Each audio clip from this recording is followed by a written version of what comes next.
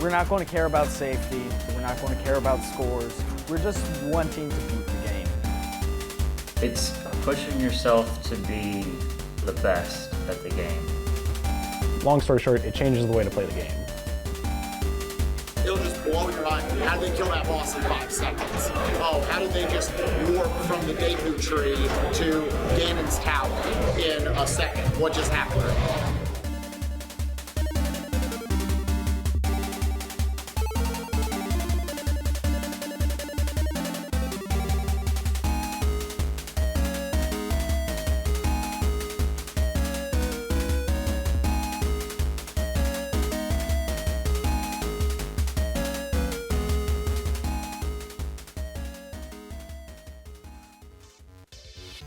It's called speedrunning.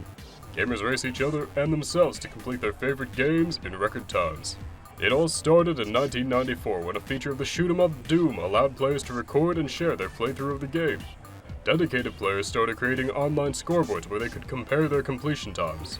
And when this practice spread to other titles such as Quake and Super Metroid, speedrunning was born.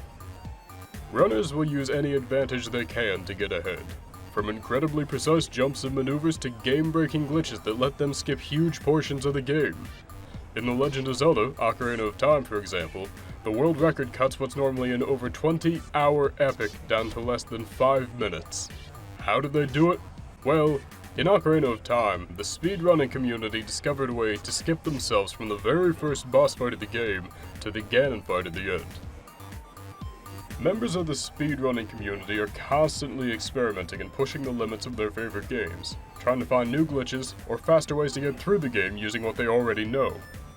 It's a group effort, and the fastest way through an established game like Ocarina of Time is the culmination of discoveries from countless individuals, and it's all in the name of speed.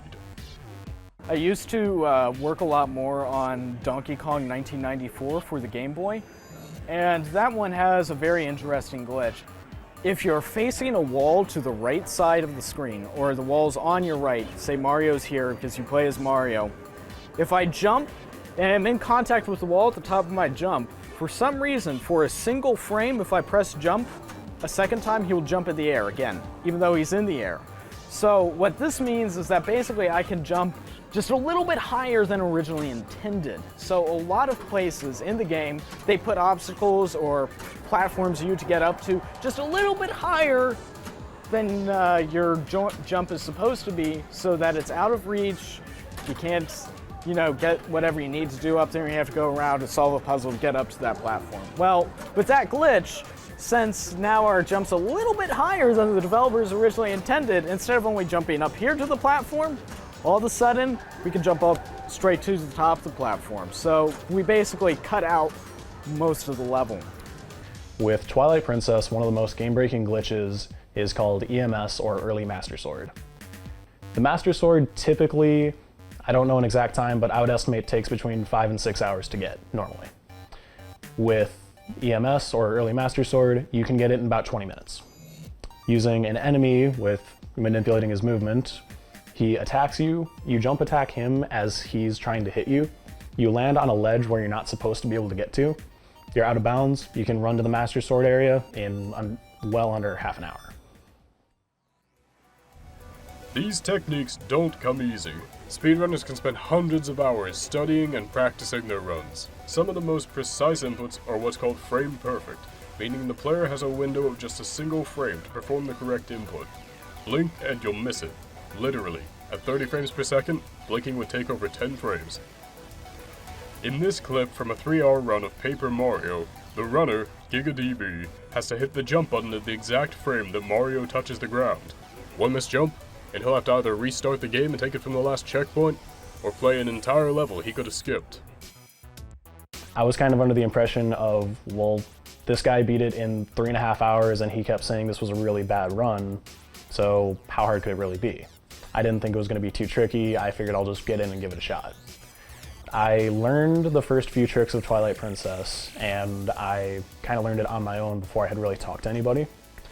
After getting in and talking to people, it kind of started to sink in of this takes a little more work than maybe I thought it did. The entire time it was still really, really fun. I was playing a game I loved. I was never upset by it, but to a certain degree I'm just like, you know what, maybe I do need to put more than 45 minutes of work into this before I do a run. I can't count exactly how much time I've spent because I just don't want to be that sad about my life, but I'd guess the total time I've spent speedrunning and practicing over the past couple of years is close to 1,000 hours.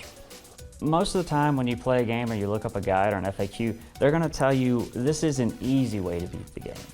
But no one else is focused on how do I beat the game quickly. So the challenges for speedrunning is like, well, we know what's possible, but like, could we do it faster? What is something that might take 100 attempts? It's not necessarily consistent, but if you pull it off one time, you save like 10 seconds or something. With a game that I love so much, a new way to play it, still enjoy it, and have fun with a game that I thought, I'm like, I love it, but I've played it 9 times in the last 8 months. It's boring. I love just that it adds a new perspective and a new way to play a game. I just have fun doing it. I have fun streaming and interacting with anybody that's viewing my stream. I have fun interacting with other speedrunners. There's so many just amazing people that I love talking to within the speedrunning community. Dolphin, another speedrunner, messages me on Discord like practically every day and just tying me up in some of the stupidest Twitter messages I've ever seen in my life. Shout outs to Dolphin. I don't really see myself ever stopping completely anytime soon. Even if I don't stream, just for the fact that it's fun, it's a new way to play games that I still love. It's just a ton of fun and you meet really cool people. It's a good way to get more enjoyment out of your favorite games. So like if you're looking for an excuse to go back and play something like one of your favorites, one of the classics. I'm signed up for RPG Limit Break in May. I'm helping organize an Ohio speedrun meetup in June. I'm signed up for smaller marathons. I don't see myself retiring from speedrunning anytime soon. I just have too much fun with it.